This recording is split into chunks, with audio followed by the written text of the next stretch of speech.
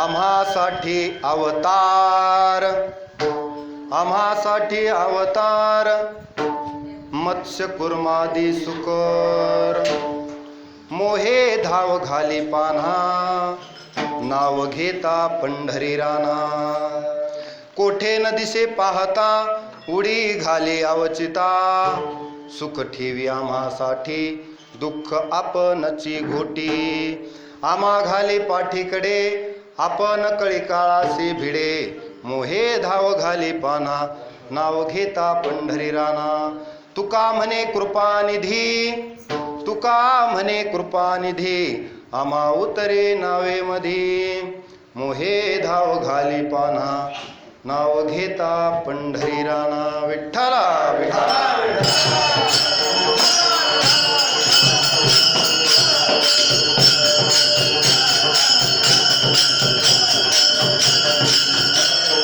शांताकारं भुजगशयनं पद्मनाभं सुरेशं.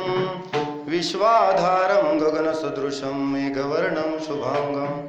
लक्ष्मीकान्तं कमलनयनं योगिभिर्ध्यानगम्यं.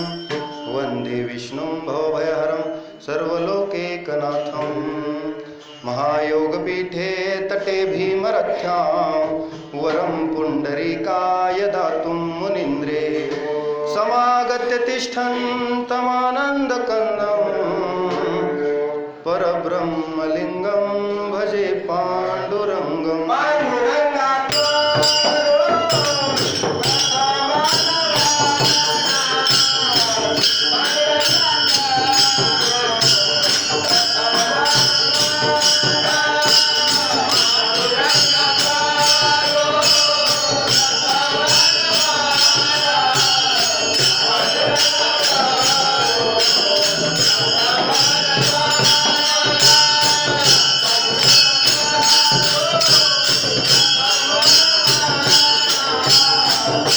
Yeah.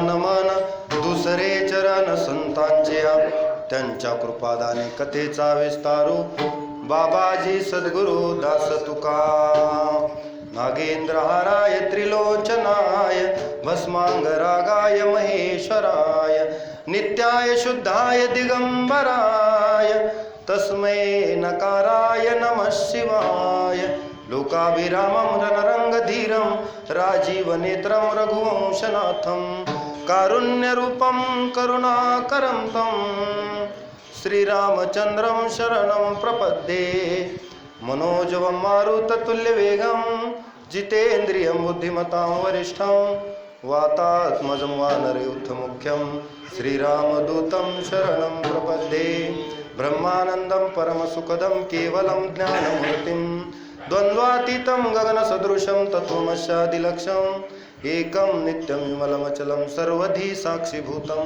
भावातीतं त्रिगुणरहितं सद्गुरुं तं नमामि। ओम नमो ज्ञानेश्वरा करुणाकरा दयाळा तुमचा अनुग्रह लादलो पावन झालो चराचरी विठ्ठला विठ्ठला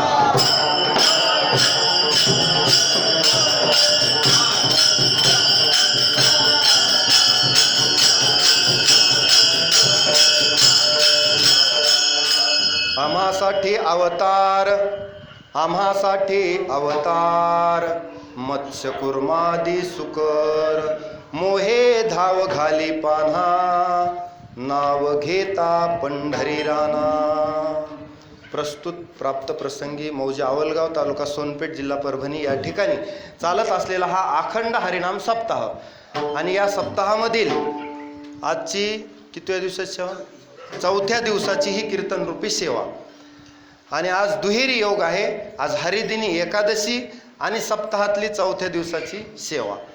कदाचित भगवंताला एकादशीच्या दिवशीच सेवा करून घ्यायची होती म्हणून त्यांनी आज मला बोलवलं, काही हरकत नाही।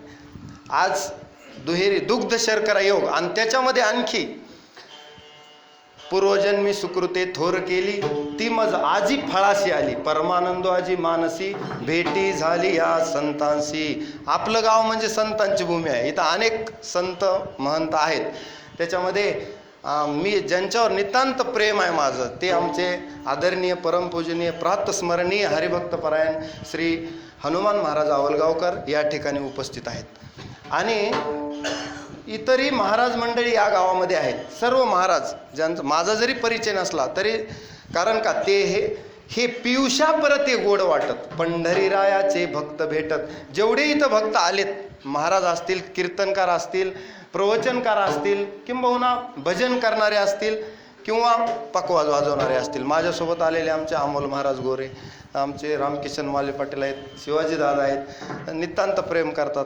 महाराजाचं नाव काय? भरत महाराज, दरवेळेस विसरतो मी। विनेकरी महाराज आहेत। सर्व महाराज मंडळी या ठिकाणी हनुमानजी आहेत आणि पकवाज सुंदर वाजवतात। सर्व महाराज या ठिकाणी दोन दोन माली पाटील आहेत। म्हणजे आपलं गाव हे भाविक आहे। धन्यभूमी पुण्य देश, धन्यभूमी पुण्य देश म्हणजे जेथे वैष्णवांचा वास, वैष्णव जिथं असतात ती भूमीच धन्य आहे ना। अशा प्रकारची भूमी आहे आवलगावची आणि या आवलगावामध्ये कीर्तन करण्याचा योग आणि तेही महाराजांच्या उपस्थितीत हे सोपं काम नाही। विठ्ठला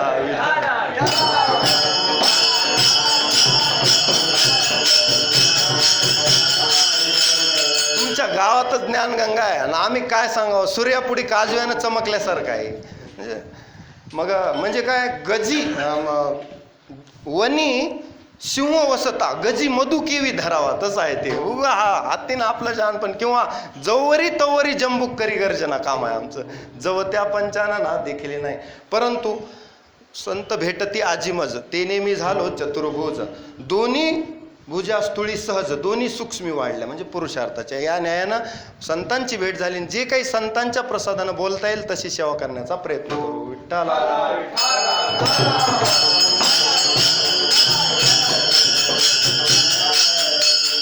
सेवेसाठी निवडलेला अभंग जगद्गुरु जगदवंदनीय संत श्रेष्ठ श्री तुकोबाराय यांचा 6 चरणांचा असून या अभंगाद्वारे तुकोबाराय भगवंत भक्तासाठी अवतार घेतो आणि भक्तांचा सांभाळ करतो याचं वर्णन करतात। विठ्ठला विठ्ठला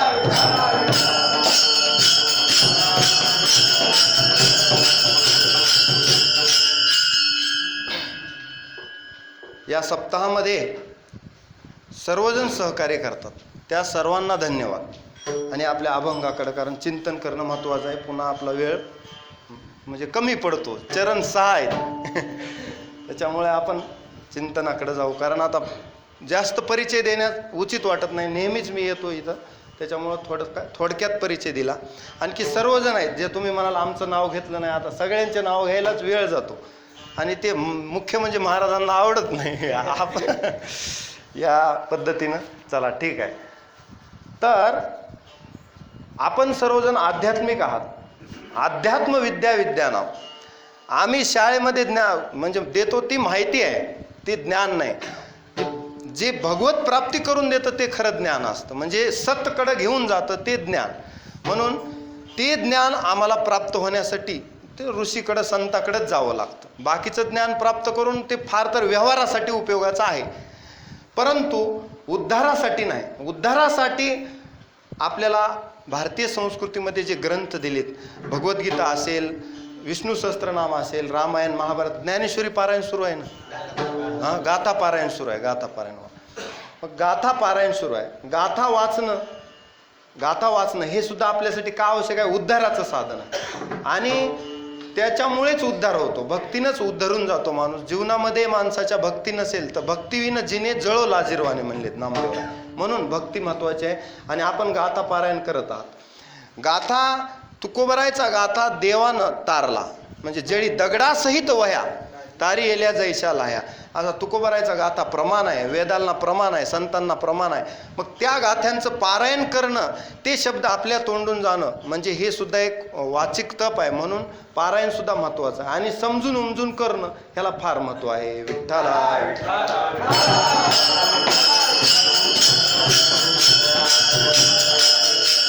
आपला विषय चालू आहे.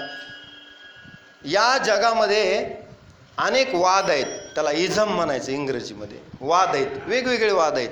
ईश्वरवाद आहे, निरीश्वरवाद आहे, प्रवृत्तीवाद आहे, निवृत्तीवाद आहे, वेगवेगळे प्रत्येकाचं. साम्यवाद, आताचे समाजवाद, बरेच वाद आहेत. म्हणजे विचारामध्ये द्वंद्व आहे, प्रत्येकाचे विचार एकमेकाशी जुळत नाहीत. म्हणजे वेगवेगळे विचारांचे, वेगवेगळी उपासना, प्रत्येकाची उपासना वेगळी आहे, उपासना मार्ग वेगवेगळे आहेत. म्हणून तर आद्य गुरु शंकराचार्यांनी पंचायतन पूजा दिली होती, म्हणजे त्याच्याद्वारे सर्व समाज एकत्र यावा. तर आपल्या भारतामध्ये अनेक संप्रदाय हे आहेत वेगवेगळ्या पद्धतीनं, प्रत्येकाचं तत्वज्ञान वेगवेगळं आहे. परंतु वारकरी संप्रदायामध्ये जे तत्वज्ञान आहे ते अगदी सामान्यांना तारून नेणार आहे, सोपं. संतांनी आपल्याला सोपे वर्म आम्हा सांगितले संती, सोपं वर्म सांगितलेलं आहे, फार अवघडात नाही. आणि जे साधन सर्वांना पचेल रुचेल असं आहे. आणि त्या साधनाद्वारे जडमूड पापी जैसे तैसे उतरी कासे लावणी, सगळ्यांना तारून नेणारं दैवत पंढरीला उभा आहे, विटेवर कटेवर हात ठेवून. मग या दैवताचा संप्रदाय म्हणजे पंढरपूरचा देव, म्हणजे आपण सर्व पंढरीरायाचे भक्त आहेत. आणि हा वारकरी संप्रदाय ज्ञानोबरायापासून आहे. तसं तर मुख्य महाविष्णू चैतन्याचे मूळ संप्रदाय सकळ तेथून या. हंसरूपी ब्रह्मा उपदेशी श्रीहरी चतुश्लोकचारी भागवत, ते उजविधाता सांगे नारदासी, नारदे व्यासासी उपदेशिले. तिथून पुन्हा बाबाजी चैतन्य तुकोबाराय निळोबाराय पर्यंत आपल्यापर्यंत हा संप्रदाय आलेला आहे. आणि म्हणजे हा संप्रदाय पुरातन आहे, योग प्रोक्त पुरातना. तो योग भगवान म्हणतात, मी एकदा सूर्याला सांगितला होता. 4थ्या अध्यायात भगवान अर्जुनाला म्हणतात, हा जो योग आहे गीतारूपी योग, मी जे तुला ज्ञान आत्ता सांगतोय ना, त्याचं कारण काय होतं त्यावेळेस मी सूर्याला सांगितलं. पण काळाच्या ओघामध्ये योग प्रोक्त पुरातन आहे, पण योगो नष्ट परंतपा, तो नष्ट झाला होता, लोप झाला होता. आता मी पुन्हा तुला सांगतोय. मग अर्जुनानं प्रश्न विचारला, देवा सूर्य कधी कल्पांतीचा, मग तुझा जन्म तर आताचा. तू म्हणतोयस की मी हा पूर्वी सूर्याला सांगितला, मग तुला स्मरण कसं राहिलं याचं? तेव्हा अर्जुनाच्या प्रश्नाला देव उत्तर देतात की बहुनी मे व्यतीतानी जन्मानी तवच्या अर्जुना, मी आणि तू अनेक जन्म आपण व्यतीत केलेत, पण तुला त्याचा विसर पडलेला आहे. मी जेने जेने अवसरे जे जे होऊनी अवतरे, ते समस्त ही स्मरे धनुर्धरा. मला त्याची आठवण आहे, तुला नाही. पण माझे मात्र जन्मकर्म दिव्य आहे. जन्मकर्मच मे दिव्यम एवमेव वेत्ती तत्वता, एखादाच त्याला तत्वता जाणतो. मग माझं जन्म दिव्य कर्म दिव्य असा मी युगायुगात अवतरित होतो, युगायुगात अवतरित होतो भक्तासाठी. मग अर्जुन देवाला म्हणतो तुला त्यावेळेचं स्मरण आहे, मग त्यावेळेस तू हा योग सूर्याला सांगितला, त्याच्यानंतर कुणाला सांगितला, कसा झाला? मग देव सांगतात की पुढे विवस्वान मनवे प्राहुर मनुरिक्ष्वाकवे ब्रवीत. म्हणजे काय की सूर्यानं पुन्हा मनुला सांगितला, मनुनं इक्ष्वाकुला सांगितला. विठ्ठला विठ्ठला.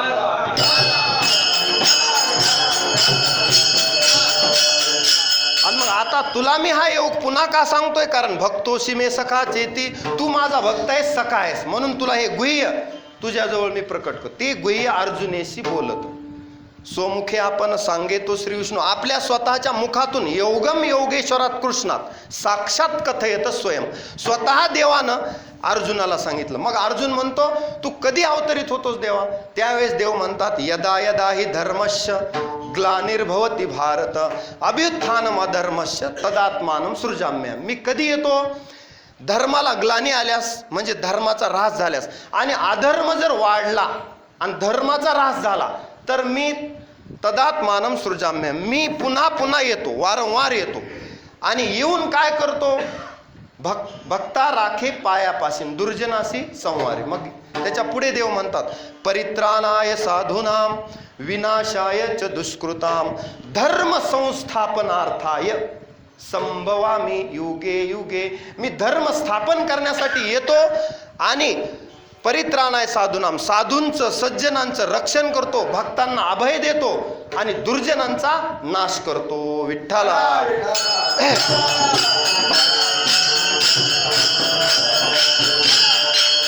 मग भगवंतानं हा योग, भगवंतानं आपलं अवताराचं रहस्य 4थ्या अध्यायात अर्जुनाला सांगितलं. तेच रहस्य तुकोबराय म्हणतात देवा तू आमच्यासाठी अवतार घेतोस. अभंगाचं प्रथम चरण.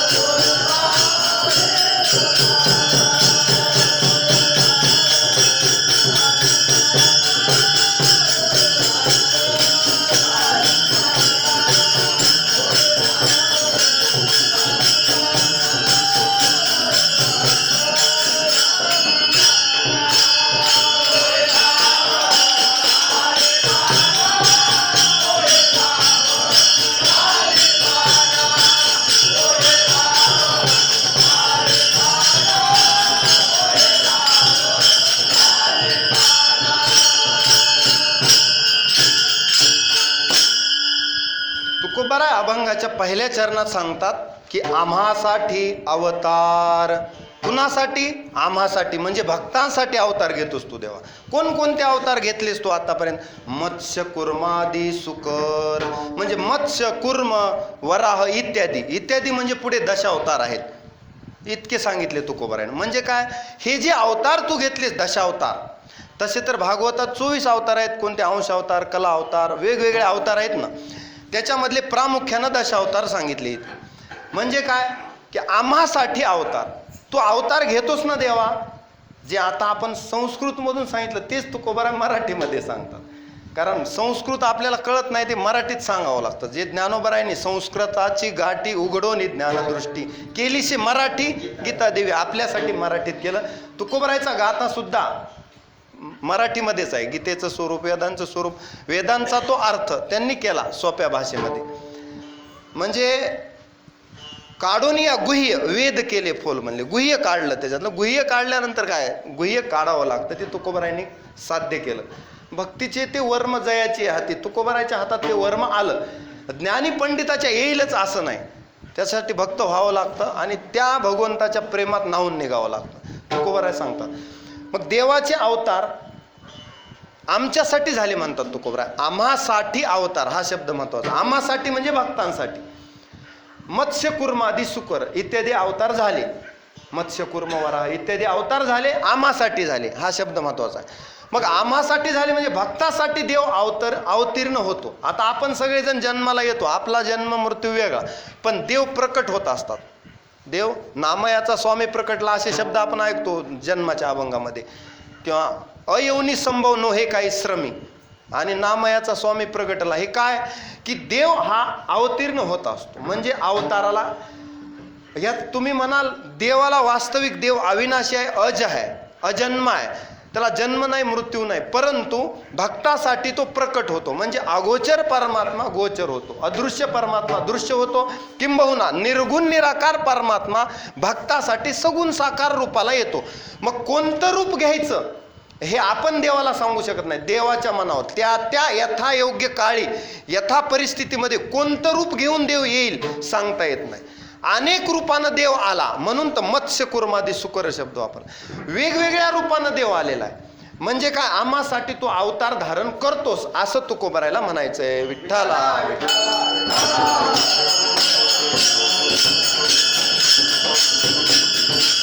देव वेळोवेळी अनंत रूपे अनंत वेशे पाहिले म्या त्यासी, बाप रखुमा देव रुखुन बांधली कैशी. वेगवेगळ्या रूपामध्ये देव नटतो. त्याला कोणतं रूप घ्यायचं, ज्यांनी अनंत आकार निर्माण केले त्याला स्वतःला कोणताही आकार घेऊन तो येऊ शकतो.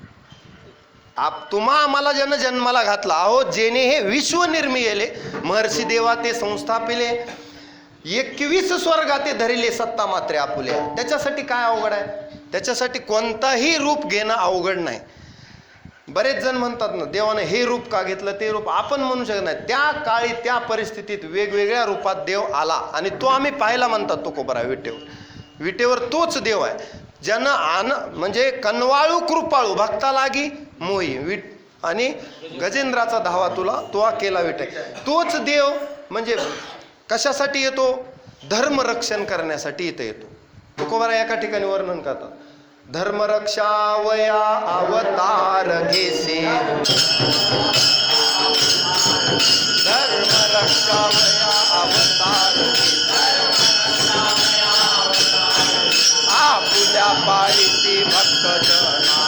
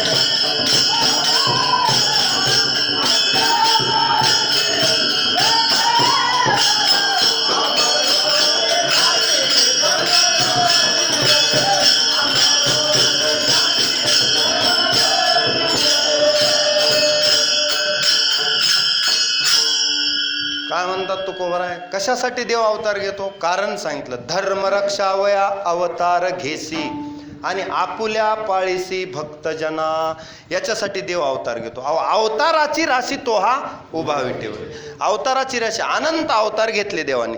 त्याच्यातले प्रामुख्यानं अवतार आपल्याला तुकोबारायना जे अपेक्षित आहेत या अभंगापुरते घेऊ. बाकीचे भागवतामध्ये आपण ऐकतो. त्याच्यामध्ये मत्स्य अवतार, दशावतारमध्ये तुकोबाराय म्हणतात मत्स्य कुर्म वराह इत्यादी. म्हणजे मत्स्य कुर्म आदी सुकर, आदी शब्द आहे ना, आदी म्हणजे इत्यादी. आता मत्स्य अवतार देवानं का घेतला, कोणत्या काळी घेतला, कुर्म अवतार का घेतला, वराह अवतार का घेतला, या अवताराचं दशावताराचं वर्णन संतांनी केलेलं आहे. त्याच्यामध्ये नामदेवराय आईच्या रूपक करून मंगळवारच्या अभंगामध्ये दशावताराचं वर्णन करतात की कशा कशासाठी देवानं ते अवतार घेतले. त्याचं रहस्य आहे का त्या अवताराचं, म्हणजे आपल्याला लक्षात येईल की आम्हासाठी अवतार होते आणि मत्स्य कुर्मादी सुकर हे अवतार आमच्यासाठी होते, म्हणजे भक्तासाठी. पहिल्यांदा ज्या वेळेस शंखासुरानं ब्रह्मदेवाचे वेद चोरून नेले आणि तो सागरात गेला, त्यावेळेस भगवंतानं मत्स्य रूपानं अवतार घेतला. मासा, मीन मत्स्य रूपानं त्याचा धांडोळा घेतला आणि त्याला शोधून काढलं शंखासुराला, आणि शंखासुरानं चोरलेले वेद भगवंतानं हस्तगत केले आणि ब्रह्मदेवाला दिले. याच्यासाठी मत्स्य अवतार झाला होता देवाचा. त्याच्यानंतरचा अवतार आहे कुर्म अवतार. थोडक्यात घेऊ म्हणजे आपला अभंग पुढे सांगता येईल.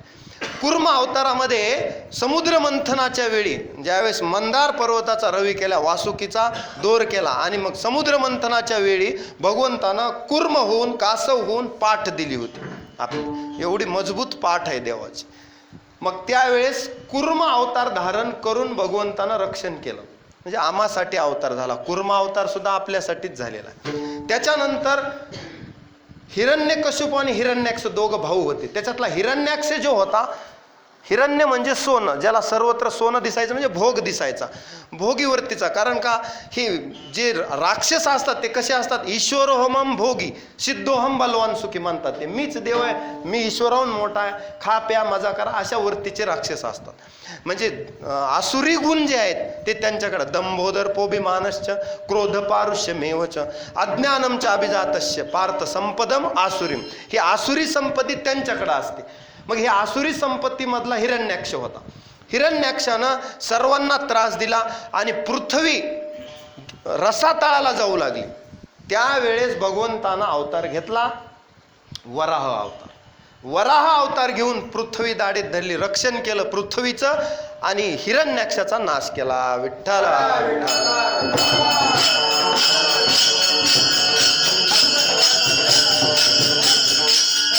त्याच्यानंतर पुढे भगवंताचा चौथा अवतार नृसिंह रूपानं झाला. त्याचाच भाऊ हिरण्याक्षाचा हिरण्यकश्यपू. हे जय आणि विजयाच्या शापामुळेच दोघ जण भाऊ 3 जन्मामध्ये राक्षस झाले होते. कोण कोण? हे हिरण्याक्ष हिरण्यकश्यपू. आणि त्यांना सनकादिकांना अडवलं होतं ह्या दोघांनी, जय आणि विजयाने. मग त्यांना शाप दिला की तुम्ही 3 अवतारात दैत्य व्हाल. त्याच्यातला हे एक अवतार आहे हिरण्याक्ष आणि हिरण्यकश्यप, दोघं भाऊच. रावण, कुंभकर्ण आणि शिशुपाल दंतवक्र असे त्यांचे दैत्य कुळातले जन्म होते, शापित जन्म होते. मग ह्या वेळेस आता हिरण्यकश्यपू आपला नृसिंह अवतारात. हिरण्यकश्यपूही असाच, त्याच्या राज्यामध्ये भगवंताचं नाव घ्यायला बंदी, परंतु सत्वर उच्चार प्रल्हादी बिंबला आणि उद्धवाला आदला कृष्णाचा मुलगाच भक्त जन्माला आला. दैत्य कुळामध्ये प्रल्हादश्चास्मी दैत्यानाम. सोपं नाही, दैत्य कुळात प्रल्हाद जन्माला आला, तो भगवंताची विभूतीच आहे. म्हणजे दैत्य एरवी दैत्य कुळ साचोकारे, पण तो प्रल्हादू मी न्याहाळी ज्ञानोबा म्हणतात. ते प्रल्हादू जे आहे मजची साठी अशी काहीतरी उभी आहे. म्हणजे काय की प्रल्हाद माझ्या नामासाठी प्रल्हाद प्रयत्न करत असताना प्रल्हादाला वेगवेगळ्या प्रकारे त्रास दिला. कोणी? त्याच्याच वडिलांनी, म्हणजे हिरण्यकश्यप. मग त्यावेळेस अति त्रास झाला. कुणाला? प्रल्हादाला. थोडा त्रास नाही झाला, कड्यावरून ढकलून दिलं, तेलात टाकलं, हत्तीच्या पायाखाली नाना प्रकार केले. होळीमध्ये त्या होलिकेला वरदान होतं तू जळणार नाहीस, तिच्या मांडीवर बसवलं, पण त्यावेळेस होलिका भस्म झाली, प्रल्हादाला काही झालं नाही. सर्व लोकांनी अग्नीला प्रार्थना केली होती की आमच्या प्रल्हादाला काही होऊ देऊ नको. म्हणून होळीच्या दिवशी आपण अग्नी देवाची पूजा करतो. प्रल्हादाचं रक्षण केलं आणि होलिकेचा नाश केला. मग प्रल्हादाचं रक्षण केलं. पण एक वेळ अशी आली की आता मात्र हिरण्यकश्यपू थकला आणि त्यानं सांगितलं तू सारखा नारायण नारायण म्हणतोस, पण तुझा देव आहे कोठे? प्रल्हादानं उलट प्रश्न केला, माझा देव नाही कोठे? यत्किंचित जगत सर्वम दृश्यते श्रूयते पिवा अंतर्बहिश्च तत्सर्वम व्याप्य नारायण स्थितः. सर्वत्र नारायण स्थित आहे म्हणला तो, सर्वत्र आहे. जनी वनी अवघा देव, देव नाही तयाविन ठावरिता कोठे. कुठे आहे? वैकुंठ कैलासी तीर्थक्षेत्री देव, सर्वत्र देव आहे, सर्वत्र देव आहे. मग सर्वत्र देव आहे, जडात आहे का? जडात आहे. चेतनात आहे, त्याला माहित होतं. मग ह्या जडात म्हणजे या खांबात आहे का? खांबात सुद्धा देव आहे म्हणला प्रल्हाद. खांबात देव आहे. लाथ मारली आणि लाथ मारल्या बरोबर नृसिंह रूपानं भगवंत प्रगट झाले. तो भगवंताचा चौथा अवतार आहे. विठ्ठला विठ्ठला.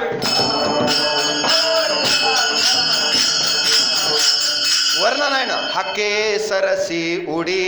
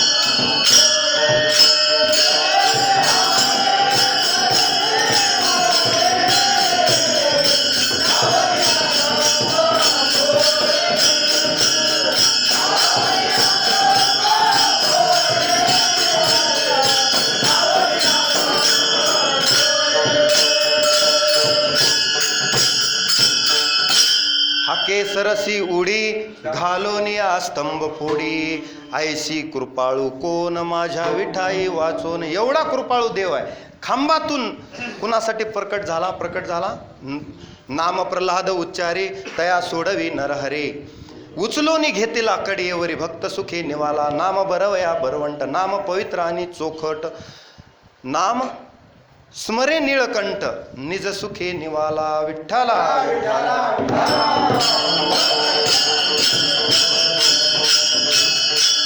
म्हणून नृसिंह अवतारानं भगवंत आले त्या ठिकाणी. नृसिंह अवतार, खांबावरी लाथ मारिली दुर्जने, त्याबरोबरच स्तंभी नरहरी प्रकटली. स्तंभातून अवतार झालेला आहे भगवंताचा. जसं चांगदेवांना ज्ञानोबरायांनी सांगितलं की जडामध्ये सुद्धा देव आहे. जड चालविली जड भिंती हरली चांगयाची भ्रांती. तसं इथं भगवान प्रल्हादानं दाखवून दिलं की जड चेतनामध्ये सर्वत्र देव आहे. मग या ठिकाणी हिरण्यकशिपू आणि प्रल्हादामुळं म्हणजे आम्हासाठी म्हणजे भक्ताचं रक्षण करण्यासाठी प्रल्हादामुळं खांबातून नृसिंह प्रकटले. म्हणून तुकोबरा म्हणतात आम्हासाठी अवतार. मग इथं प्रल्हादासाठी देवानं नृसिंह रूपानं देव आले. आता नृसिंह रूप हे बघायला 11 विकार आहे, पण देव मी मगाच म्हणलं ना कोणत्या रूपात येईल सांगता येत नाही. आता वराह रूप वास्तविक काय एवढं म्हणजे वंदनीय आपल्याला असं दिसायला नाही, पण भगवंतानं ते घेतलं त्याच्यामुळं पूजनीय झालं. देवानं जे रूप घेतलं ते पूजनीयच आहे ना.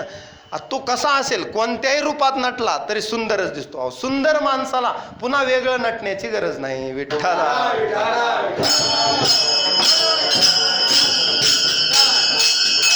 तुझी निडळी कोटी चंद्रप्रकाश. असं ज्याचं लावण्य आहे त्याचं लावण्य गुण लावण्याची खाणी सौंदर्य रत्नाची पेटी. मग त्यांना कोणतं रूप चांगलं वाटणार नाही.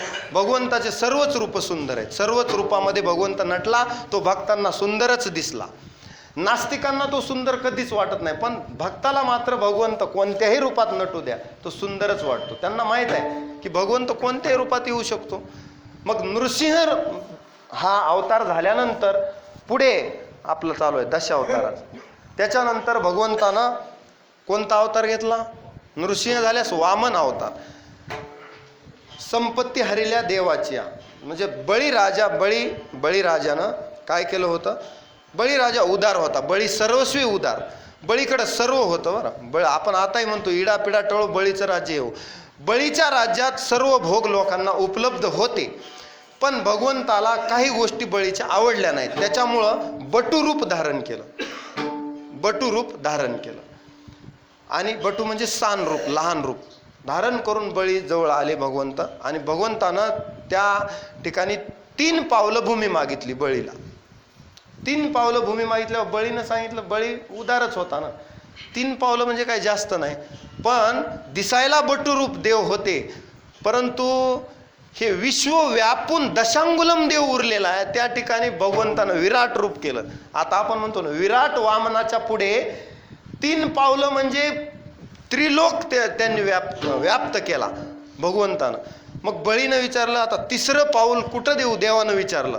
त्यावेळेस बळी म्हणला, आता हे 3 पावलं अवघड झाले. तरी शुक्राचार्य म्हणतच होते काय की संकल्प सोडू नको, आपण आड आला म्हणून पुढे गेला डोळा. आड आले होते दानाच्या, पण बळीचं तसं नव्हतं. एकदा मी म्हणलं देवाला दिलं, कारण बळी हा दानशूर होता. मग भगवंतानं म्हणल्याबरोबर बळीनं सांगितलं, देवा आता माझ्या डोक्यावर पाय ठेवा 3रा. आणि मग बळीला पाताळात देवानं घातलं. त्याचे वेगवेगळे कारण अनेक ग्रंथामध्ये आहेत. विठ्ठला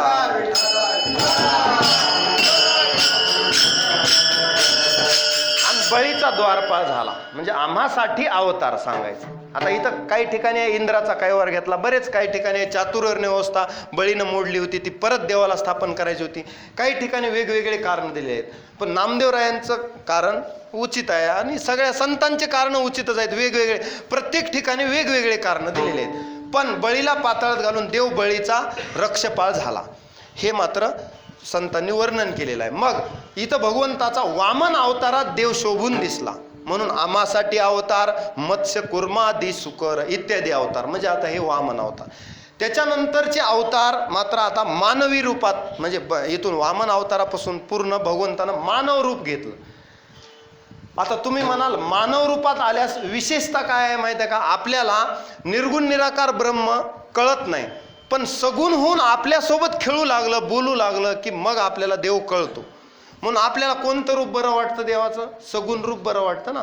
सगुण रूपात देव दिसतो, अनुभवता येतो, देवाशी बोलता येतं. म्हणजे जसं गोपाळांसोबत देव राहिले, गोपाळांना का सगुण रूपाचं वेळ लागलं, गोपिकांना सगुण रूपाचं वेळ लागलं. उद्धवजी पुन्हा सांगू लागले तत्वज्ञान, पण ते त्यांना नाही पचलं. त्यांनी सांगितलं की आम्हाला आमच्यासोबत खेळणारा कृष्ण आणून दे, बाकीचं तत्वज्ञान सांगू नको. विठ्ठला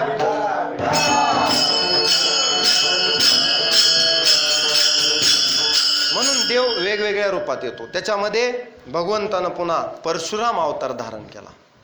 परशुराम अवतारात म्हणजे परशुराम कैलासावर तपश्चर्या करत होते आणि मातीची हाक ऐकू आली त्यांना. संकटात आई असताना म्हणजे जमदग्नी रेणुकेचा मुलगा यांच्या पोटी भगवंतानं हा अवतार घेतलेला. मग आल्यावर तिथं काय प्रकार घडला होता, कार्तवीर्य सहस्र अर्जुन आश्रमात आला आणि आल्यावर जाता जाता कामधेनू मागू लागला, जी जमदग्नी ऋषीकडे होती. मग जमदग्नी ऋषींनी सांगितलं, ही कामधेनू माझीही नाही आणि मी तुला देऊ शकत नाही, मला ती परत करायची इंद्र. मग म्हणले नाही नाही मी नेणारच. तो क्षत्रिय होता. कोण? हा कार्तवीर्य सहस्र अर्जुन नाव आहे. मग त्यानं बळजबरीनं ती ओढून नेत असताना मग त्यानं जमदग्नी आड आले, म्हणजे त्यांनी अडवलं, तर जमदग्नीचा वध केला आणि रेणुका मातेलाही त्रास दिला. मग ही हाक ऐकल्याबरोबर परशुराम धावत आले. ज्यांनी कुणी हे कृत्य केले त्याला दंड देणार. आणि परशुरामाचा अवतार म्हणजे आवेश अवतार, म्हणजे कायमस्वरूपी गरम स्वभाव. गरम म्हणजे क्षत्रिय 21 वेळा पृथ्वीनी क्षत्रिय केली, तो 8ही पहार परजुनी असे, म्हणजे परशु लावूनच असायचे. क्षत्रियाचा निपात करायची प्रतिज्ञाच केली होती. 21 वेळा पृथ्वीनी क्षत्रिय करून क्षत्रियांना दंड दिला होता परशुरामाने. असे परशुराम त्यावेळेस खरोखर परशुरामाचा अवतार, परशुरामापुढे कोणी टिकेल असं वाटत नव्हतं. मग राम अवतार जेव्हा झाला तेव्हा परशुरामाचं रामाची भेट झाली सीता स्वयंवराहून जात असताना. आणि मग त्यांना कळालं की राम आता आपला अवतार संपलेला आहे, आता राम अवतार सुरू झाला. मग तिथून पुढे, कारण परशुराम चिरंजीवमध्ये आहेत, मग ते पुढे तप करण्यासाठी निघून गेले. पण रामाचं त्यांचं सुद्धा रामायणात युद्ध झालेलं आहे. मग त्या धनुष्यावरून त्यांनी ओळखलं की हा विष्णूच आहे. मग विष्णू चाप दिला, कारण शिवधनुष्य त्यांच्याकडूनच सीतेकडं आलं होतं. मग विष्णू चापामुळं त्या दोघांची ओळख झाली. असा एक अध्याय नाथ महाराजांनी भावार्थ रामायणात आहे. मग आपला विषय चालू आहे परशुरामांचा. परशुरामांनी 21 वेळा पृथ्वी निक्षत्रिय केली आणि सुंदर रूप जे धारण केलं आणि त्यावेळेस क्षत्रियांना दंड दिला. ते आवश्यक होतं. कसं? कारण का परित्राणाय साधूनाम आणि विनाशायच दुष्कृताम. दुष्कृत्य करू लागल्यास मग त्यांना दंड देणं काम होतं, म्हणून त्या काळामध्ये परशुराम अवतार झाला होता. विठ्ठला.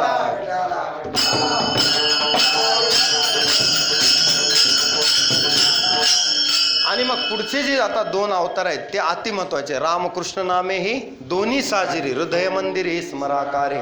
हे 2 अवतार म्हणजे परिपूर्णतम अवतार आहेत. त्याच्यामध्ये भगवान रामाचा, प्रभू रामचंद्राचा अवतार हा मर्यादा पुरुषोत्तम, आणि त्याच्यानंतर भगवान श्रीकृष्णाचा अवतार हा पूर्ण पुरुषोत्तम, पूर्णतम अवतार आहे.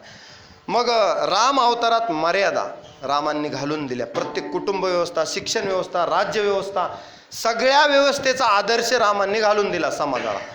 लक्षात घ्या, जो थोर व्यक्ती जसं वागतात, येरते अनुष्ठिती सामान्य सकळ, तसं सर्वजण वागतात. म्हणून या अवतारात देवानं मर्यादा घालून दिल्या सगळ्या गोष्टीला. म्हणजे तस्मात् शास्त्रम प्रमाणम ते कार्याकार्य व्यवस्थितो ज्ञात्वा शास्त्रविधानोक्तम कर्म कर्तुमिहारसी. तस्मात् शास्त्रम प्रमाणम ते. रामाच्या अवतारामध्ये भगवंतानं शास्त्रानुसार मर्यादा दिलेल्या आहेत सगळ्या घालून, सगळ्या गोष्टीला. तुम्ही आजही बघा, रामाचं आचरण आजही आपण श्रेष्ठ मानतो. का? कारण राम अवतारामध्ये भगवंतानं तो आदर्श घालून दिला. यद यद आचरती श्रेष्ठस तत्तदेवेतरो जना सयत प्रमाणम कुरुते लोकस तदनुवर्तते. लोक त्याच्यानुसार वर्तन करतात जसं श्रेष्ठ आचरण करतात. म्हणून देवानं मर्यादा या अवतारात घालून दिल्या. विठ्ठला विठ्ठला.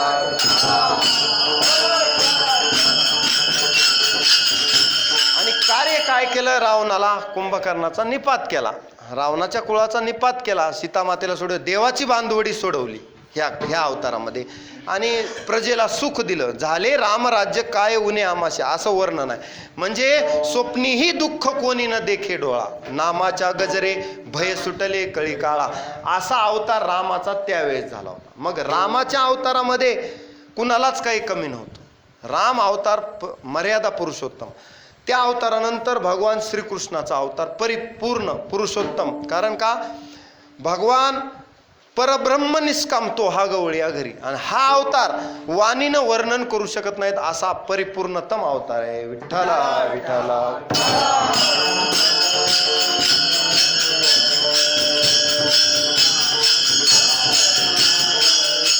वृष्णी नाम वासुदेवस्मी. ह्या अवतारात भगवंत पूर्ण रूपानं नटलेले आहेत. म्हणजे इथं भगवंताला कुठलीही मर्यादा नाही, आणि भगवंताच्या लीला अगम्य आहेत, आपल्या बुद्धीच्या पलीकडे. खरं तर भगवंत समजणं आपल्या बुद्धीनं फार अवघड आहे. येव बुद्धे परत असतुस, आपल्या बुद्धीच्या पलीकडे आहे. येतो वाचा निवर्तनते, जिथं वाचा पोहोचू शकत नाही.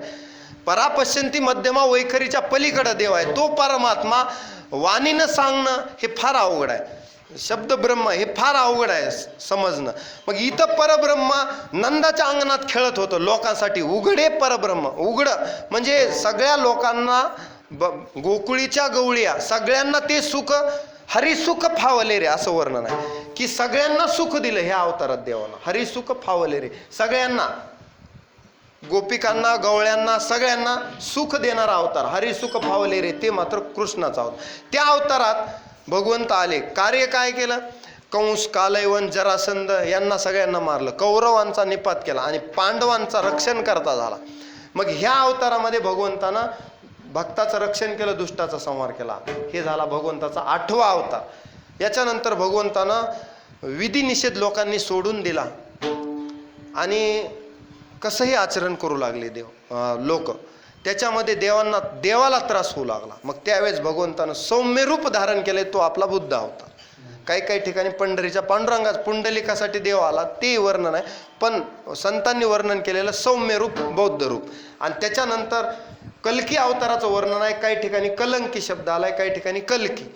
आता हा अवतार पुढे होणार आहे. कलियुगाच्या अंती थोर होईल अन्नान्न, त्यावेळेस मात्र देव मग कल्की अवतारानं नटणार आहे. असे दशावतार तुकोबाराय म्हणतात आमच्यासाठी घेतले, म्हणून आम्हासाठी अवतार मत्स्य कुर्मादी सुकर. विठ्ठला विठ्ठला.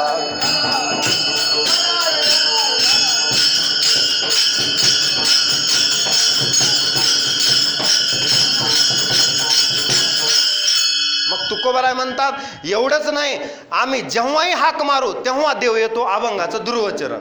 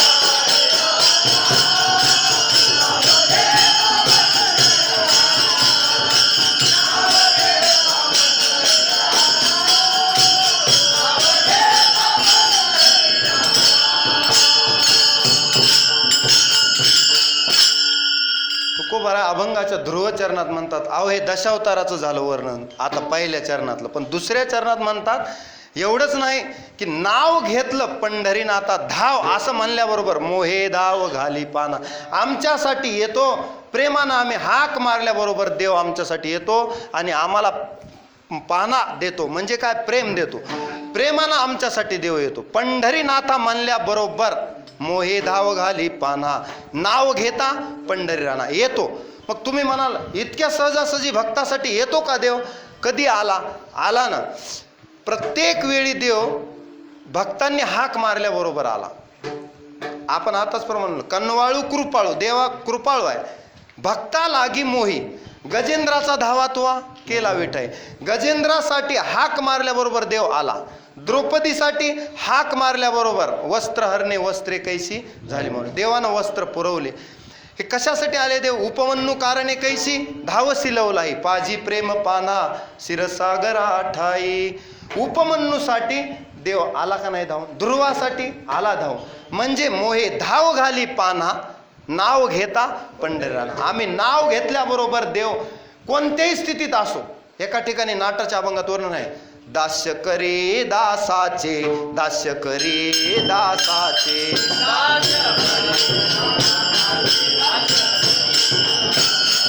उने न साहे तयाचे, उने न साहे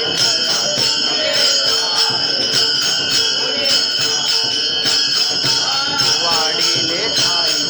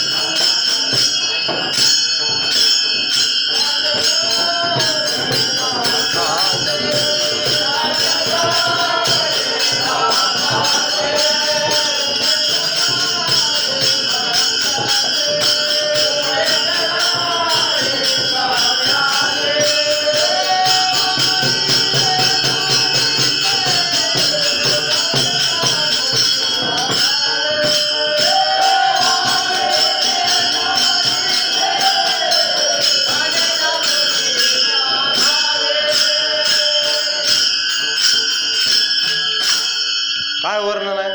दास्य करे दासांचे, उने न साहे तयाचे. देव त्यांचं ऊन सहन करत नाही.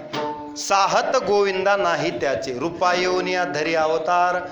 भक्त अभय कर खळा कष्ट. देव येतो त्यांना भक्तासाठी येतो. दास्य करी दासाचे, उने न साहे तयाचे, मोहे धाव घाली पाना चालू आहे.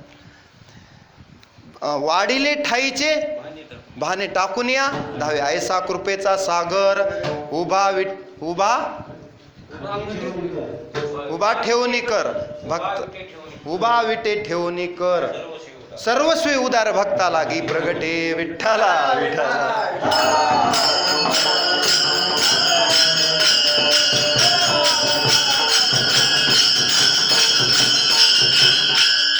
मग असा देव आहे. मग म्हणजे काय? अव्यक्त ते आकारले, रूपा आले गुणवंत. देव आपल्यासाठी येतो. मोहे धाव घाली पाना, नाव घेतल्याबरोबर येतो. अहो त्याचा दुसरा धंदाच नाही. एका ठिकाणी तुकोबराय म्हणतात देवाला एकच धंदा आहे, घेऊन या चक्र गदा.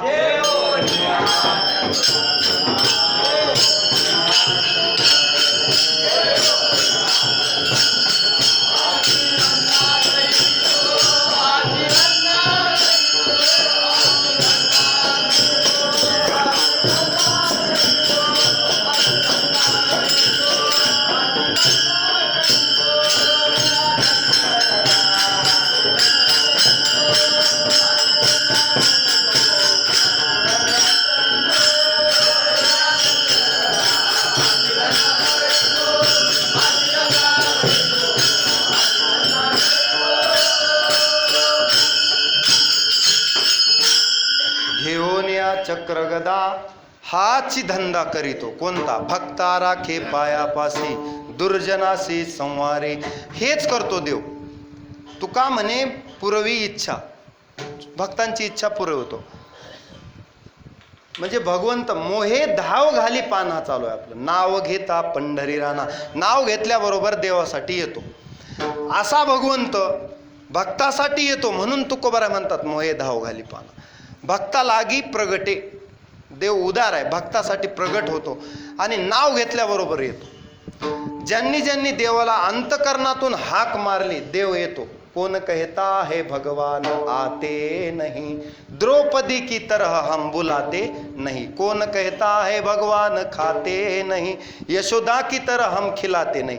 कौन कहता है भगवान रोते नहीं, अभिमन्यु की तरह हम रुलाते नहीं. प्रत्येक भक्तानं देवाला शबरी की तरह हम खिलाते नाही, प्रत्येकानं देवाला जीव घातलं. देव नाव घेतल्याबरोबर आला, दर्शन दिलं देवानं, इच्छा केल्याबरोबर आणि संकट काळी धावा केल्याबरोबर देव येतो. विठ्ठला विठ्ठला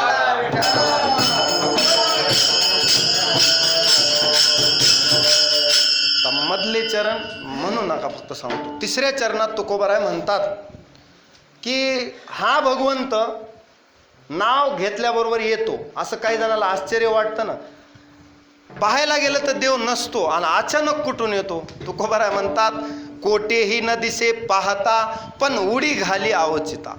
दिसत नाही परंतु उडी घालतो. कौरवांच्या सभेमध्ये द्रौपदीनं हाक मारल्यावर कुणाला देव दिसला? द्रौपदीनं हाक मारली, पण कोठेही न दिसे पाहता पण उडी घाली. वेळेला हाक मारल्याबरोबर देव आला आणि वस्त्र पुरवले. म्हणजे कोठेही न दिसे पाहता पण उडी घाली अवचिता, भक्तासाठी येतो. ज्या ज्या वेळेस भक्ताला संकट असेल त्यावेळेस देव धावून येतो. प्रल्हादासाठी कोठेही न दिसे पाहता पण उडी घाली अवचिता, खांबातून प्रकटला. आपण उदाहरण बघितलं. म्हणजे देव दिसत नाही पण भक्तांना हाक मारल्यावर आल्याशिवाय राहतो. कोठेही न दिसे पाहता, ही गंमत आहे देवाची. पण उडी घाली अवचिता, येतो आणि अवचितपणानं दर्शन देऊन जातो. बऱ्याच संतांना ऋषींना देवानं अचानक दर्शन दिलं, हाक मारल्याबरोबर आले आणि त्यांचं संकट निवारण केलं. गजेंद्रानं धावा केल्याबरोबर देव आले, पण कोठेही न दिसे पाहता उडी घाली अवचिता, देव आले. मग हे देवाचं स्वरूप तुकोबारायला आवडलं, म्हणून तुकोबारायनं वर्णन केलं की कोठेही न दिसे पाहता पण मात्र भक्तावर संकट आल्यास तो येतो, धावून येतो. हा भक्तांचा दृढ विश्वास आहे. त्याच्यानंतरच्या पुढच्या चरणात तुकोबाराय म्हणतात की हा देव आणखी काय करतो की सुख ठेवी आम्हासाठी आणि दुःख आपणची घोटी. सुख आम्हाला देतो, सुख कुणाला देतो? आम्हाला देतो, आणि आपण स्वतः दुःख घेतो. आता कोणी माणूस दुसऱ्याच्या दुःखात सहभागी होईल? आपल्यासारखा माणूस, फार दुःख झालं पण त्याचं दुःख आपल्या अंगावर घेईल का? अहो, ययाती राजानं मुलांना विचारलं, माझं वृद्धत्व कोणी घेता का? मी आता वृद्ध झालोय, मला तरुण होता येतं, पण माझं म्हातारपण एक जणाला घ्यावं लागेल. कोणीच तयार होईना ना, कुणाला? सगळ्यांना तरुण राहावं वाटतं. मग दुःख कोण घेईल? पण एका मुलानं घेतलं आणि तो तरुण झाला, पुन्हा पुढची गोष्ट आहे. पण कोणी घेत नाही सहसा. मग इथं मात्र देव विचारच करत नाही. भक्ताला दुःख, माझ्या भक्ताला पहिलं तर दुःखच होऊ देत नाही देव. माझ्या भक्ताला दुःख होऊ देत नाही. त्याच्यात कुणं दुःख दिलं तर उडी घाली अवचिता, आणि दुसरं त्याचं दुःख आपल्या अंगावर घेतो. कथा सांगतो म्हणजे लक्षात येईल. विठ्ठला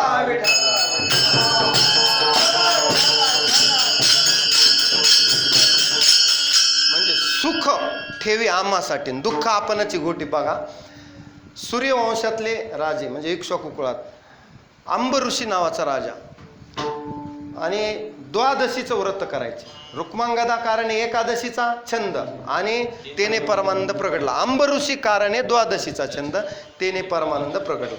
द्वादशीचं, एकादशी आहे ना आज, आता द्वादशीला पारणं सोडायची वेळ झाली कुणाची? अंब ऋषीची. आणि तितक्यामध्ये दुर्वास मुनी आले तिथे, खास मुद्दाम त्रास देण्यासाठी दुर्वास मुनी आले. आल्यानंतर मग राजानं आदरातिथ्य केलं, या मुनीवर बसा, आसन दिलं. त्यांनी सांगितलं नाही, मी थोडंसं गंगेवर आणिक माझे उरकून येतो आणि मग आल्यानंतर पारणं सोडू आपण. ठीक आहे म्हणले अंब ऋषी. मग ते गेले गंगेवर, दुर्वास मुनी. आता इकडं पारणं सोडण्याची वेळ, तिथी म्हणजे वेळ निघून जात होती. आता पारणं सोडायची वेळ झाली, तरी पण दुर्वास परत आले नाहीत. मग काय करायचं? राजानं आपल्या गुरुला विचारलं. गुरूंनी सांगितलं काय करा, पाणी जल घ्या आणि जलप्राशन करून द्वादशी सोडा, म्हणजे दुर्वास येण्याच्या अगोदर जेवल्याचंही तुम्हाला पाप लागणार नाही आणि द्वादशीची तिथी निघून जाणार नाही. मधला मार्ग सांगितला. मग हो म्हणले, ठीक आहे. मग आंब ऋषीनं तसं केल्यावर दुर्वास मुनी आले. दुर्वास मुनी आल्यावर समजून सांगू लागले की तिथी निघून जात होती, म्हणून मी तीर्थप्राशन करून, गुरु तीर्थप्राशन करून काय केलं, द्वादशी सोडली. पण मात्र दुर्वास मुनीजवळ बोलायचं कामच नाही. दुर्वास मुनी म्हणजे दुर्वास मुनी. दुर्वास मुनीने सांगितलं, राजा तू अधर्मी आहेस, मी इथं असताना तू अगोदर पारणं सोडलंस, तुला माझी किंमत नाही, मी तुला शाप देतो. असं म्हणल्याबरोबर दुर्वासांची शापवाणी म्हणजे घाम फुटला राजाला, अंबऋषीला. पण अंबऋषी राजा भक्त होता, भगवंतावर नितांत प्रेम आणि भगवंतावर निष्ठा. आपण गेल्या वेळेस आपण घेतलं, निष्ठावंत भाव भक्तांचा स्वधर्म. मग निष्ठावंत भाव होता. अंबऋषी राजा आल्या, दुर्वास मुनींनी शाप दिला की तुला 10 जन्म गर्भवास सोसावे लागतील. एक तेवढ्यावरच थांबले नाहीत दुर्वास मुनी. आपल्या जटेतून एक कृत्या निर्माण केली, राजावर सोडली.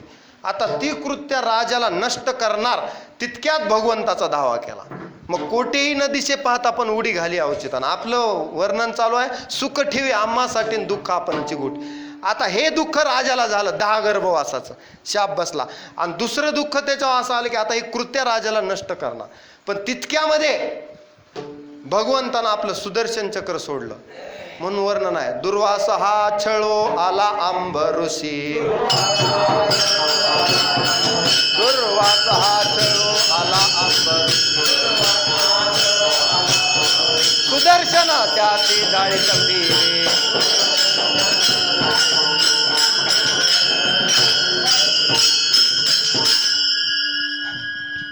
दुर्वास हा छळो आला आंब ऋषी, सुदर्शन त्याशी जाळीत फिरे.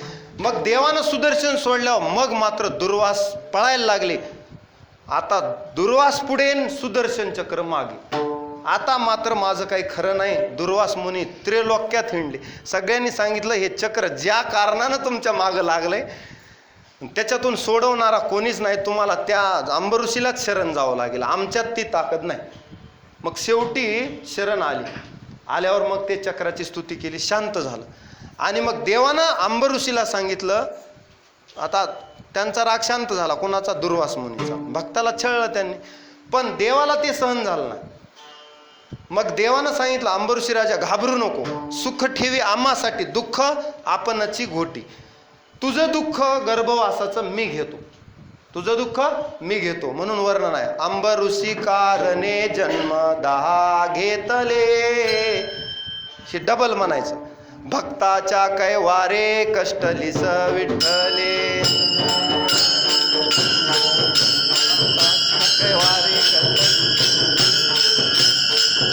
अंबऋषी कारणे जन्म 10 घेतले.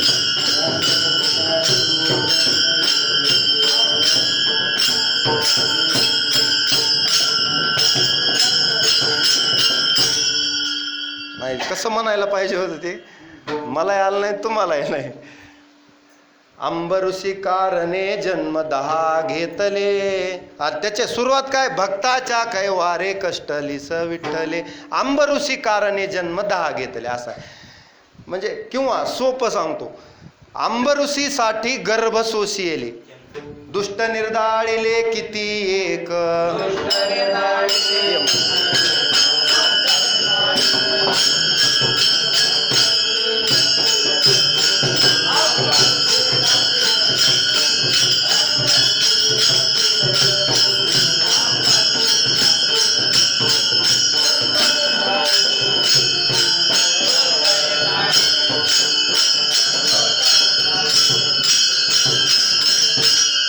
अंबऋषीसाठी गर्भ सोशियले किंवा जन्म सोशियले, दुष्ट निर्दाळिले किती एक. अनेक दुष्ट निर्दालन केलं भगवंतानं, दुष्टाचं निर्दालन केलं, पण अंबऋषीसाठी गर्भ सोसले. मग आपला विषय काय चालू आहे? सुख ठेवी आम्हासाठी दुःख. जे दुःख अंबऋषीला आलतं ते देवानं स्वतःवर घेतलं आणि अंबऋषीला सुखी केलं. विठ्ठला विठ्ठला.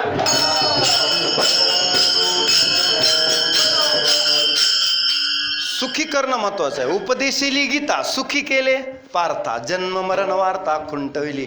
देव भक्ताला सुखी करतो आणि त्याचं दुःख आपण घेतो. सुखी करणं वेगळं आणि त्याचं दुःख घेणं, दोन्ही क्रिया देव करतो. आपण एखाद्याला फार तर सहकार्य करू पण दुःख घेत नाही, दुःख घेत नाही. देव दोन्ही करतो, सुखही देतो आणि दुःख आपल्या वाट्याला घेतो. म्हणून तुकोबाराय म्हणतात असा कृपाळू देव आहे की सुख ठेवी आम्हासाठी, दुःख आपणची घोटी. त्याच्यानंतर एवढंच करत नाही देव, आणखी एक काम करतो. आम्हा घाली पाठीकडे आणि आपण कळी काळाशी भिडे. काय करतो देव? आम्हाला मात्र पाठीकडे ठेवतो, मागे घेतो, म्हणजे आमचं रक्षण करतो. आणि आपण कळी काळाशी भिडे. कळी काळाला जवळ येऊ देत नाही. कळी काळ त्याशी न पाहे दृष्टी. कुणाला? त्या ज्याच्याकडे नाम आहे. कळी काळ, देव कळी काळाशी भिडतो म्हणजे आपण स्वतः कळी काळाशी झगडतो आणि भक्ताचं रक्षण करतो, असं वर्णन आहे. कसं उदाहरणात सांगतो म्हणजे लक्षात येईल. आम्हा घाली पाठीकडे, पहिलं महत्वाचं आहे पाठीकडे घालणं. म्हणजे देव भक्ताला मागे ठेवतो. आपण काय म्हणतो, एखाद्या बालकाला आपण पाठीशी घेतो थोडंसं, त्याच्यावर काही संकट आलं तर आणि त्याचे वडील पुढे जातात, वडील त्याच्यासाठी कष्ट सहन करतात पण बालकाचं रक्षण करतात. तसं देव आईप्रमाणे वडिलाप्रमाणे सांभाळ करतो भक्ताचा. ज्या वेळेस श्रीकृष्ण अवतारामध्ये काय झालं, इंद्र कोपला भारी, इंद्र कोपला भारी. त्याचं सुरुवात काय, राखता गोधने हो इंद्र कोपला भारी, मेघ जो कडाडीला शिळा वर्षल्या धारी. पुढे राखी येले गोकुळ नखी धरोनी आगिरी.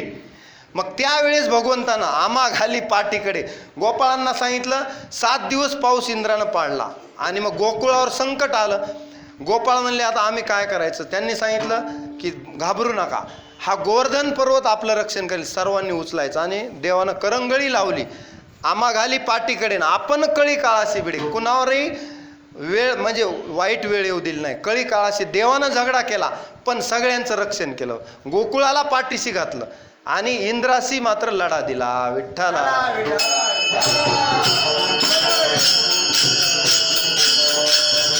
एवढंच नाही, निळोबाराय वर्णन करतात ना की हा देव आमच्यासाठी मात्र काय करतो, सुख ठेवतो आणि कळी काळाशी आपण भेटतो, आम्हाला मागे घालतो.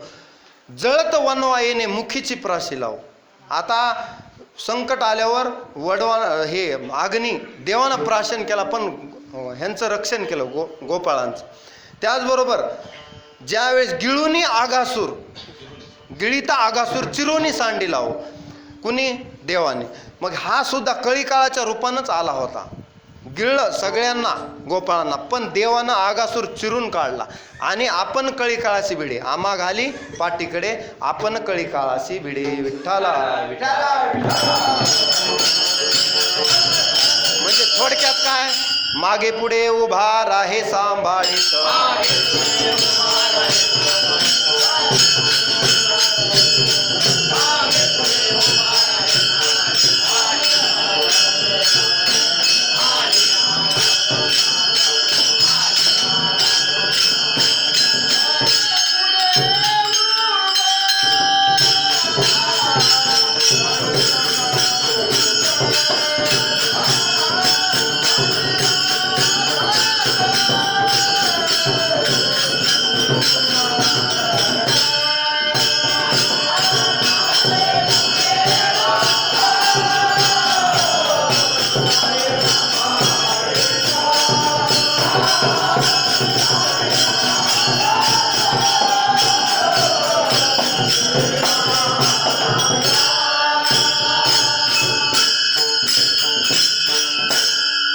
मागे पुढे उभा राहे सांभाळीत आणि आली आघात निवारा. देव उभाच असतो.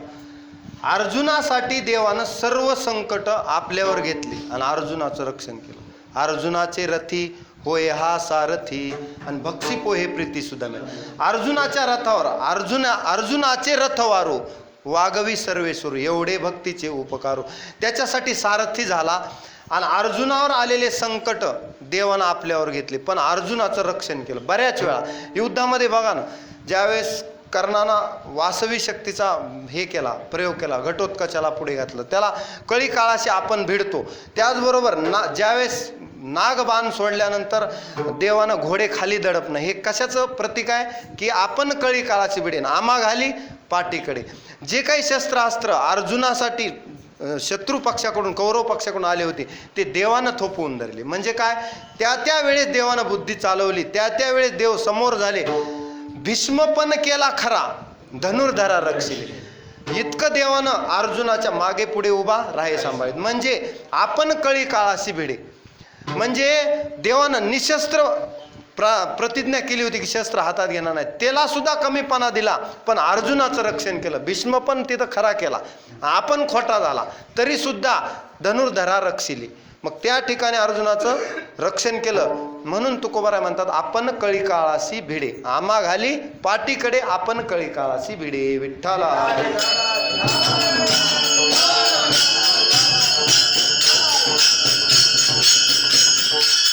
शरणागताचं तर रक्षण करतो. बिभीषणाचं रक्षण केलं, शरणागत होता बिभीषणासाठी. लक्ष्मण शक्ती झेलली ना, कशासाठी? बिभीषण शरणागताचं रक्षण करण्यासाठी. म्हणजे काय, आम्हा घाली पाठीकडे ना आपण कळी काळाशी भिडे. असे उदाहरणं भक्ताच्या जीवनात. तुका म्हणे तुम्ही विचारावे ग्रंथ, तारिले पतित नेनो किती. म्हणजे किती अशा भक्तांसाठी भगवंतानं भक्ताचं रक्षण केलंय ह्याची गणता नाही. अनेक भक्तासाठी देव आला आणि त्या संकट काळात त्यांचं रक्षण केलं.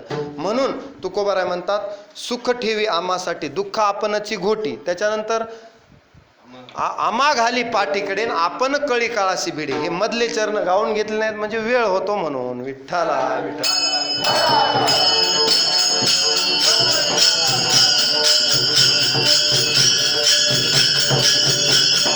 अनेक वेळा देवानं हे काम केलेत भक्ताचे काम एक देव करण्यात कमीपणा ठेवत नाही. भक्ताचं सदैव रक्षण करतो, भक्ताचं सदैव रक्षण करतो. इतका देव कृपाळू आहे.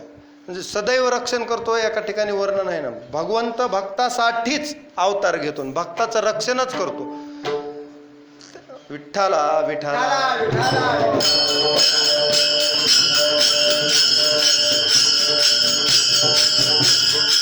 प्रमाण आठवलं होतं, पुन्हा सांगतो. मग तुकोबाराय म्हणतात हा देव एवढा कृपाळू आहे, तो आम्हाला नामरूपी नौकेत बसून आमचा भवसागरही तारून नेतो. अभंगाचं शेवटचं चरण. तुका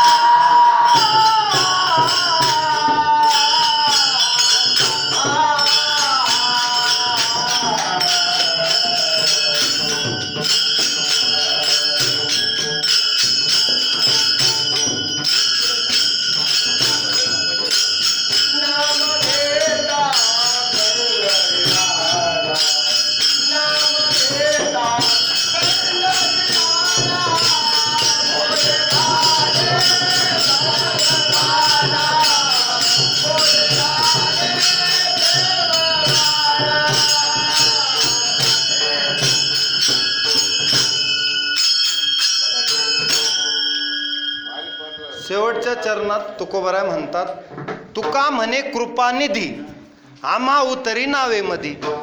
देव कृपानिधी आहे, आम्हाला नामरूपी नौकेत बसून आम्हा उतरी नावेमध्ये पहिलं तीराला नेतो, म्हणजे भवसागर तारून नेतो. असा देव कृपानिधी आहे. म्हणजे बहु उतावीळ, मागाचं प्रमाण आता आठवलं, बहु उतावीळ भक्ताची काजा होसी केशी राजा माय बापा. म्हणजे वेगवेगळ्या प्रकारे भक्ताच्या कामासाठी देव उतावीळ आहे असं सांगायचं होतं.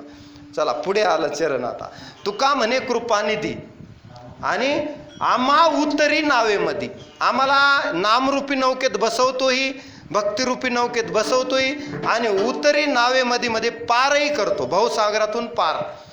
आता ज्यांना भवसागर पार करायचा आहे, ज्यांना ही चिंता लागून राहिले, देव म्हणतो चिंता करू नका. भवसागर तरता कारे करीतसा चिंता, बैल उभा दाता कटी कर ठेवून या. ज्यांना कुणाला या संसार सागरातून तरून जायचे, तर नौका नामरूपी भक्तिरूपी तयारच आहे. देव तारून नेतो. तुका म्हणे कृपानिधी आम्हा उतरी नावेमध्ये. आता ह्या चरणाचं सविस्तर ऐका चिंतन, म्हणजे महत्वाचं आहे. देव म्हणतात, तेषामहम समुद्धरता मृत्यू संसार सागरात भवामी नचिरात पार्थ मय्यावेशित चेतसाम. त्यांना मी या संसार सागरातून पार नेतो. जे भक्त आहेत ते तर तरले तरती हा भरवसा नामधारकाचा ठसा. तरणार म्हणजे तरणार, तरले तरती हा भरवसा नामधारकाचा ठसा, ते तरणारच भक्त. म्हणून ज्यांना कुणाला तरून जायचे तर भगवंत तारून नेण्यासाठी तयार आहे, नौका तयार आहे, पण नौकेत बसलं पाहिजे. तेवढं काम आपल्याला करायचं. जे या नौकेत बसले ते पार गेले, मग त्याच्यासाठी देवाकडे गेल्यावर देवाकडे कृपा आहे. तुका म्हणे आम्हासाठी कृपापोटी वागवी, पण आम्ही जात नाहीत. त्याच्याकडे फार कृपा आहे. तुका म्हणे येथे लाभाची या कोटी बहुवाव पोटी समर्थाचे, पण आम्ही जात नाहीत. मग जे कोणी त्याच्याकडे गेले ते भवसागरातून पार झाले. मनोनी शरण जावे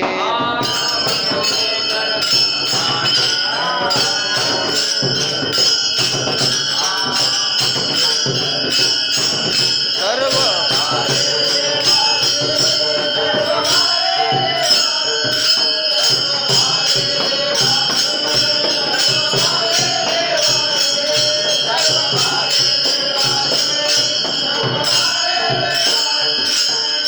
उतरील पार,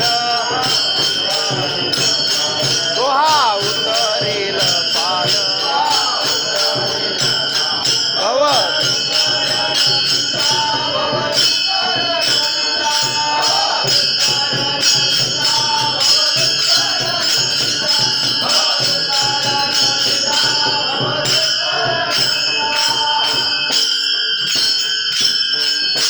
मनवोनी शरण जावे सर्व भावे देवासी. कशासाठी? तो हा उतरेल पार भव दुस्तर नदीचा. तुका म्हणे कृपानिधी आम्हा उतरी नावे मध्ये. विठ्ठला विठ्ठला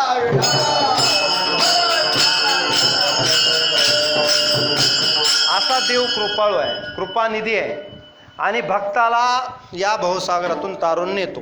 प्रमाणम भवाब्दे हृदम मामकानाम नितंबकराभ्यान धृतो येन तस्मात् विधातुर्व सत्ते धृतो नाभिकोश परब्रह्मलिंगम भजे पांडुरंग. हा देव भक्ताला तारून नेतो. याच्यावर ज्या भक्ताचा विश्वास आहे त्याच्यासाठी मात्र देव उभा आहे. पहिलं उभा दाता उभा आहे. फक्त त्या नौकेमध्ये आपल्याला बसायचे. भक्तिरूपी नामरूपी नौकेत बसल्यानंतर मग तो कृपानिधी आहे. असं तुकोबराय या 6 चरणाच्या अभंगात भक्तासाठी देव येतो आणि भक्तासाठीच अवतार घेतो असं वाटलं पाहिजे आपल्याला. काही जणांना काय वाटतं, देवानं अवतार घेतले त्यावेळेस, आमच्यासाठी थोडेच घेतले म्हणून तुकोबराय म्हणतात आम्हासाठी. कसं असतं, शिक्षक वर्गात शिकवतात, विद्यार्थ्याला जर वाटलं की शिक्षक पगार घेतात म्हणून शिकवतात तर तो विद्यार्थी कधीच शिकत नाही. शिक्षकाला असं वाटलं पाहिजे की गुरुजी माझ्यासाठी बेजार होतात, माझ्यासाठी प्रयत्न करतात, माझ्यासाठी शिकवतात. मग त्यांना पगार मिळत असेल हा भाग वेगळा, पण विद्यार्थ्याची दृष्टी कशी पाहिजे की गुरुजी माझ्यासाठी शिकवतात, माझ्यासाठी तळमळ करतात. असं ज्या विद्यार्थ्याला वाटलं तो विद्यार्थी शिकतो. तसं अवतार झाले पण माझ्यासाठी झाले, म्हणजे देवाला एवढे कष्ट माझ्यासाठी करावे लागले. तुकोबाराय म्हणतात ना, किती सिनलास देवा तू आमच्यासाठी, तुझे पाय किती झिजले, भक्तासाठी किती झिजले पाय, तुझे पाय या भक्तासाठी सारखे धावत आहेत. म्हणून आम्हाला वाटतंय की देवा तू किती कृपाळू आहेस, आमच्यासाठी सारखा धावतोस सारखा धावतोस. मग आम्हासाठी अवतार हे वाटलं पाहिजे. म्हणजे जसं गुरु विद्यार्थ्याला वाटतं माझ्यासाठी शिकवतात, तसं अवतार माझ्यासाठी आहे. कारण का अवताराला येऊन देव हे प्रतिपादन करतो, डेमॉन्स्ट्रेशन म्हणायचं त्याला इंग्रजी, दिग्दर्शन, की हे असं असं केलं तर असं असं होतं हे दिग्दर्शन, म्हणजे असं असं चला. हे मार्ग दावून गेले आधी, हे अवतार मार्ग दाखवून देतात की हे असं होतं, इथं सावध राहा, इथं डेंजर आहे, इथं घाट आहे, असं गेल्यावर असं होतं. मग हा मार्ग दाखवतात. मग मार्ग दाखवल्यामुळं मागच्याला सोपं जातं. पुढे गेले त्यांचा शोधित मार्ग, नुसतं जायचं काम आहे, चला जाऊ माग घेता आम्ही, नुसतं त्यांच्या मागे चालायचं. मग तेनेची पंथी चालू जाता, न पडे गुंता कोठे काय. मग भक्तीचं महात्म्य वाढवण्यासाठी आम्हासाठी देव एवढे अवतार घेतो, एवढा कृपानिधी देव आहे. मग हा देव आम्ही तरी का न भजावी माऊली ऐशी माऊली कैसी, ही कृपाळू, एवढी कृपाळू माऊली आम्ही तरी सुद्धा देवाचं चिंतन करत नाहीत. त्याचं कारण काय, पावनी ठाव नुपजे नारायणी भाव. कशामुळं, विषय ओढी भुलले जीव, आता याची कोण करील कीव. पावनी ठाव पावनी नरदेह नुपजे, पावनी ठाव नुपजे नारायणी भाव. विठ्ठला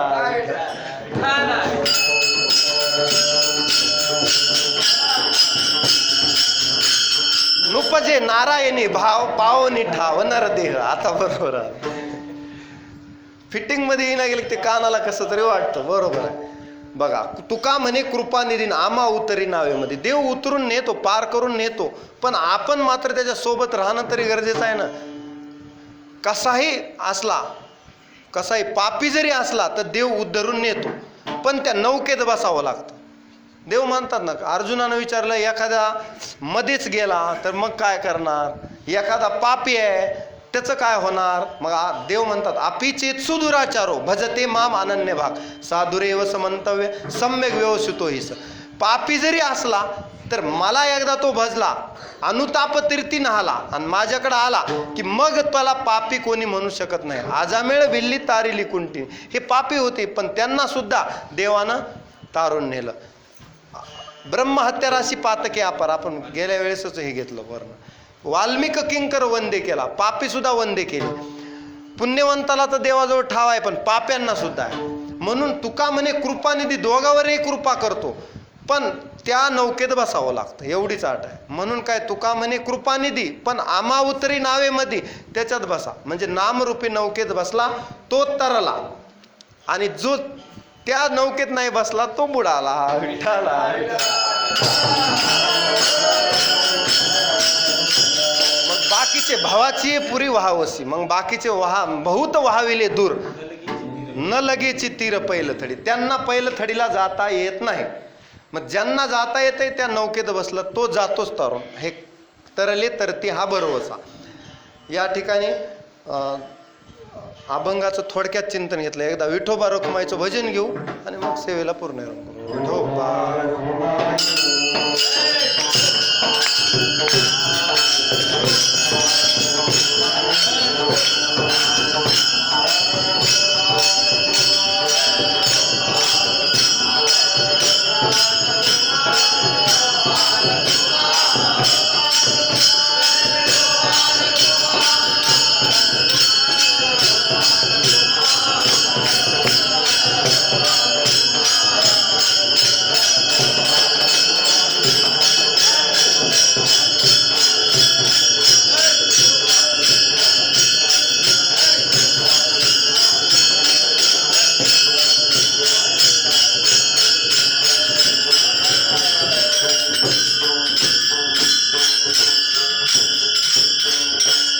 आम्हासाठी अवतार मत्स्य कुर्मादी सुकर, मोहे धाव घाली पान्हा, नाव घेता पंढरी राणा. कोठेही न दिसे पाहता उडी घाली अवचिता सुख ठेवे आम्हासाठी दुःख आपणची घोटी आम्हा घाली पाठीकडे आपण कळी काळाशी भिडे मोहे धाव घाली पाना नाव घेता पंढरी राणा तुका म्हणे कृपानिधी आम्हा उतरे नावे मधी मोहे धाव घाली पाना नाम घेता पंढरी राणा. यथामती यथावकाश आवलगाव या ठिकाणी सप्ताहातली ही 4थ्या दिवसाची कीर्तनरूपी सेवा. या सद्गुरूंनं ज्याप्रमाणे बुद्धी दिली त्या पद्धतीने सेवा करण्याचा प्रयत्न केला. या सेवेसाठी पायाच्या प्रसादे काही बोलिलो विनोदी मज क्षमा करणे संती नोहे अंगभूत युक्ती नोहे हा उपदेश तुमचे बडबडिलो शेष तुका म्हणे तुमच्या कृपेचे पोषणे तुका जन्मोजन्मी तुका म्हणे. या न्यायानं झालेली सेवा हनुमंतरायाच्या चरणी समर्पित करतो आणि पूर्णविराम देण्यापूर्वी वक्त्याचा परिहार पूर्वी जास्त तर मी घेतच नाही पण आज पहिल्यांदा घेतला शेवटीच सगळ्यांचं. तर समस्त आवलगावकर मंडळी ज्यांनी चांगली साथ दिली सप्ताहामध्ये सर्वजण उपस्थित आहेत. आमचे सुदाम महाराज काळे तिथं आमची भेट झाली होती येताना पण महाराज थोडं उशिरा आले आणि इतरही मंडळी ज्यांच्या आपण नामोल्लेख केला. हनुमान महाराज आवलगावकर या ठिकाणी 2 तास बसून कसं असतं म्हणजे ज्ञानी माणूस समोर असताना फार सांभाळावं लागतं एक एक शब्द तोलून मोजून कारण त्याच्यामध्ये ज्ञानी त्वात्मेव मे मतम देवाचा आत्मा ज्ञानी आणि ज्ञानी पुरुषासमोर आपण काय प्रगट करावं आणि त्यांच्या मुखातून तुम्ही ह्या कथा सगळ्या ऐकलेल्याच आहेत तरीसुद्धा म्हणजे बोबडा बालक बोलतो आणि त्याचं कौतुक वडील बघतात तसं महाराज समोर आहेत. आम्ही लहान मुलाप्रमाणे ते आमचं कौतुक पाहतात आणि आमच्या पाठीवर कौतुकाची थाप देतात. आमच्यासाठी ती मोठी असते. जसं खारुताईच्या पाठीवरून प्रभू रामचंद्राने हात फिरवल्यामुळे तिला आणखी बळ आलं तसं आमच्या खारीच्या वाट्यानं आम्ही या मार्गावर आहेत. धन्य ही आनंदाची सापडली वेळ जेणे संत सज्जन भेटले कृपाळ त्यांनी फेडिला बुद्धीचा मळ आणि दृष्टी दाखविला यशोदेचा बाळो. या न्यायानं त्यांच्या मार्गाने चालण्याचा आम्ही प्रयत्न करतो. भगवंतांना अशीच सद्बुद्धी द्यावी अशीच सेवा उत्तरोत्तर करून घ्यावी. स्वरामध्ये थोडी आणखी सुधारणा व्हावी. भगवंताकडे मागणं मागू. आता तुम्ही सर्व सांभाळून घेतात म्हणून आम्हाला काही वाटत नाही. चला पण ऐकणारे श्रोते इथले महत्त्वाचे आहेत. श्रोते ऐकणारे आहेत कारण राग कला नाही जानत तुका पण गिरीधर लालो तो भाव का भुका म्हणजे नये जरी तुझं मधुर उत्तर दिदला सुस्वर नाही देवे नाही तयाविन भुकेला विठ्ठल येईल तैसा बोल रामकृष्ण. या न्यायानं येईल तशी वाकडी की नीट देव जाणे. झालेली सेवा हनुमंतरायाच्या चरणी समर्पित करतो. पुनश्च एकदा समस्त आवलगावकर मंडळीला धन्यवाद देतो. माता भगिनी सर्वजण श्रोते पुरुष इथं उपस्थित बाहेर उपस्थित आणि या सप्ताहासाठी ज्ञानदान अन्नदानाच्या रूपानं जे काही आपण सहाय्य करतो गाथा पारायणाला बसलेले असतील विना उभा जे विनेकरी असतील सर्वांना काकडा करणारे सगळे भक्त या सगळ्या भक्तांना धन्यवाद. भगवंत त्यांना जवळ घेतो आपण तर काय कारण भगवंताचं सर्वात लाडकं दैवत कोण असेल तर भक्त आहेत म्हणजे देवभक्ताचं चिंतन करतो आपण करणारच ना. मग ह्या भक्तांची भेट होते. वैष्णवा संगती सुख वाटे जेव्हा मलाही आनंद वाटला तुमच्या संगतीत आजचा दिवस गेला आणि आज एकादशी आहे. दुसरं म्हणजे हरिदिनी दिंडी जागरण देवाप्रिय त्या न्यायानं जागरणही घडलं खारी कीर्तनही झालं. ते समान विष्णूशी आपण मागच्या वेळी सांगितलं की जे एकादशीला जागरण करतात एकादशीचं व्रत करतात रुक्मांगदानं केलं नगरी वैकुंठाला गेले आपलाही उद्धार होईल. अशा या भक्तीच्या या ज्ञानगंगेत भक्तीच्या ज्ञानगंगेत आपण सर्वांनी स्नान करावं आणि सर्वांनी आपला मनाचा मळ धुवून काढावा. या सप्ताहामध्ये आणखी जास्त आपल्याला काय करता येईल जास्तीत जास्त जणांनी सहभाग घ्यावा आणि श्रोत्यांची संख्या आणखी वाढवावी.